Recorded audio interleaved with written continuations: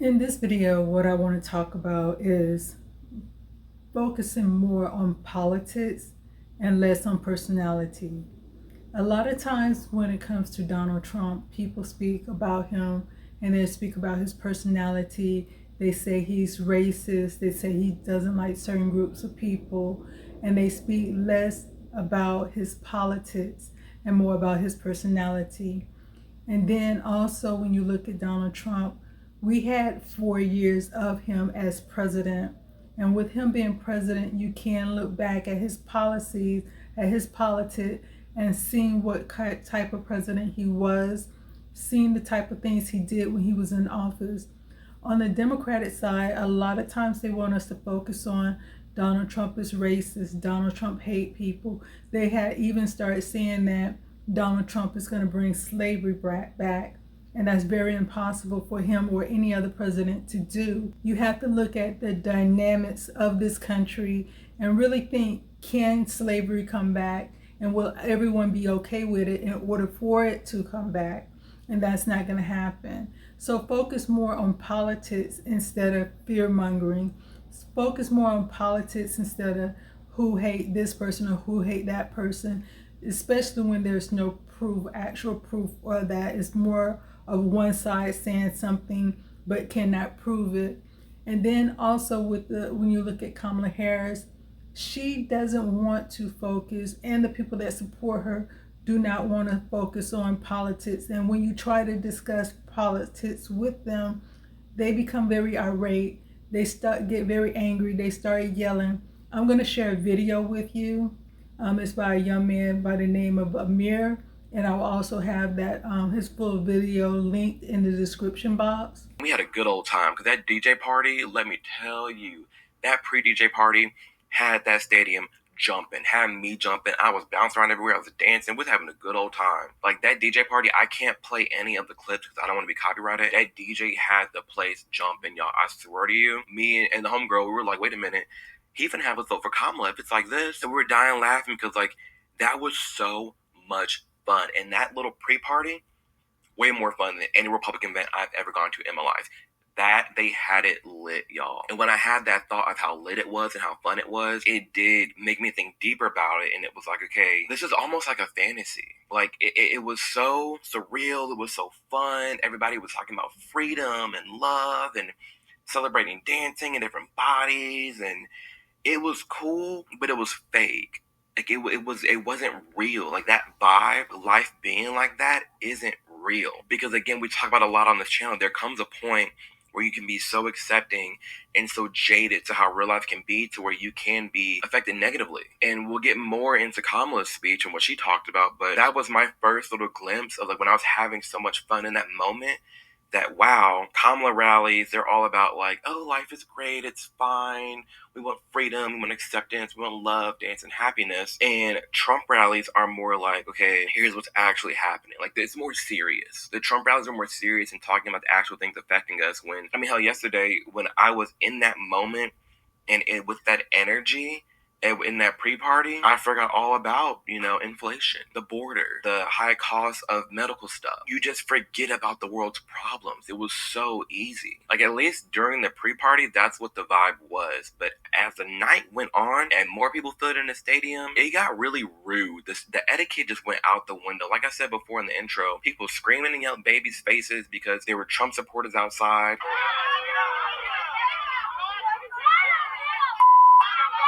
People fighting in the stands.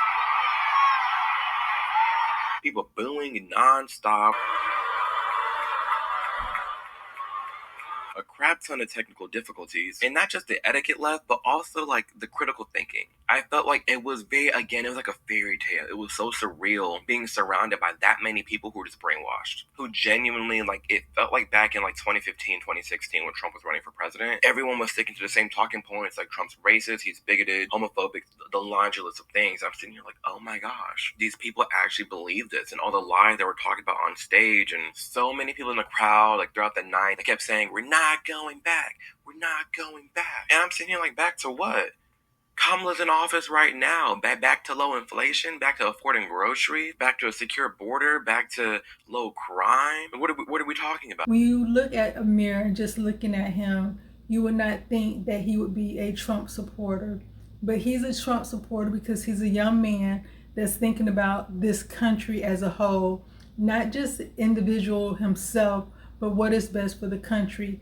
Because everyone has to eat, whether you gay, straight, white, black, Puerto Rican, Mexican, Italian, whoever you are, you have to eat.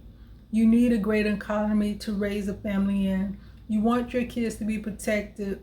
You want certain things. You want certain things, and you will also expect certain things from your government. And you have to ask yourself, can you get that with Kamala? Because she doesn't have a secure border.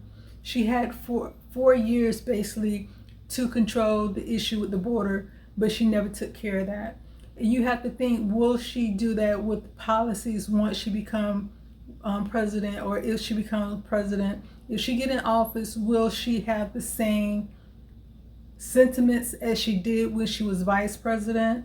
And then, like I said, we have track records. If you look at both Donald Trump and Kamala Harris' track record when it comes to what they actually say and what they actually do, you would see a big difference between Donald Trump and Kamala Harris. Focus more on the politics, and because everyone is not going to like everyone.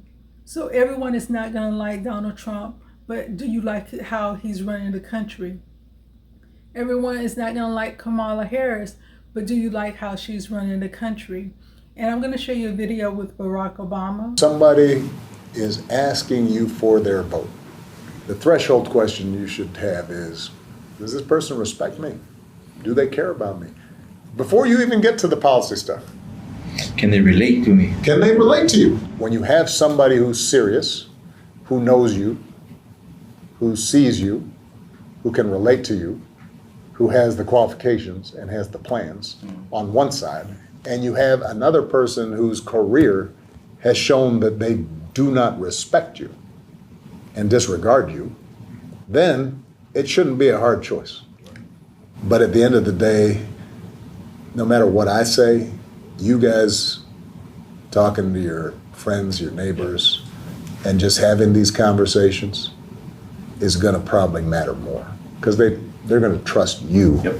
You see with Barack Obama, he is stating that, Donald Trump don't get along with everyone or understand everyone.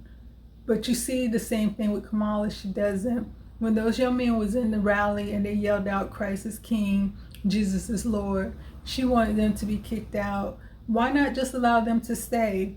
Why not allow them to hear what you're saying, even if they don't agree with you? But with the Democratic Party, one of the things I noticed is, as soon as you disagree with them, instead of them arguing or trying to debate on politics, they get mad and want to kick you out. They get mad and want to yell at you. That's not how you run a country. If you're in a situation where you're dealing with someone who might not agree with your policies, might not like what you're saying, you should be able to have a debate with them. Okay, why you don't like this, or why you disagree with that, and be able to go back and forth with them to get to hear what they're saying, so you can also answer their question, answer their concerns. You don't get that from Kamala. Why just say, oh, you're at the wrong rally? Why not say, well, stay and see what we have to say about abortion rights?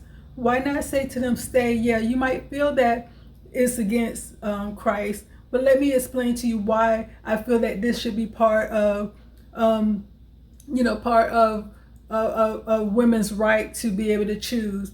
But instead, she kicked them out. Let them stay. Whatever you're saying should not affect whoever is in your rally. That should not affect what you have to say. But that lets you know how she feels when it comes to this country as a whole. What happens if another politician, another president for a different country is talking to her and they don't agree with one another? Will she be able to stand there and debate with them? Will she be able to stand there and explain herself to them? Or will she be able to sit there and say, well, no, this is why I don't agree with you? You have to be able to look at the big picture to see, should we vote a person based on who we like, or should we vote for a person based on their policies, based on what they're going to do to turn this country around, based on how they can interact with other people, with other countries, with other dictators, with other leaders. This is the real world that we're living in. When you choose a mechanic, do you choose a mechanic based on the popularity, or do you choose a mechanic based on, can they fix my car?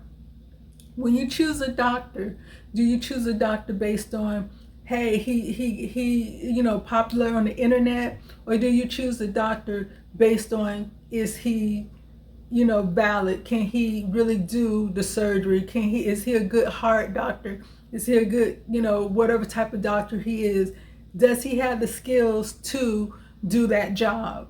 Whatever you go out there in the world and choose, you're choosing people based on their skill levels, not based on their popularity, not even based on if y'all two see eye to eye. You might have a doctor, you might say, you know what, I really don't like his personality. He's very grumpy, he's very this, but he's a good doctor. I have heard people say that. Yeah, I'm real upbeat and I be trying to joke with him and he's just, just blah. But he's a good doctor, that's why I keep going back. He knows what he's doing. He gets the job done. Most people stick with or stay with a person based on, are they able to get the job done? And so that's how it should be when it comes to this country. Can whoever you vote for to be the president of the United States, can they get the job done? And will they get the job done?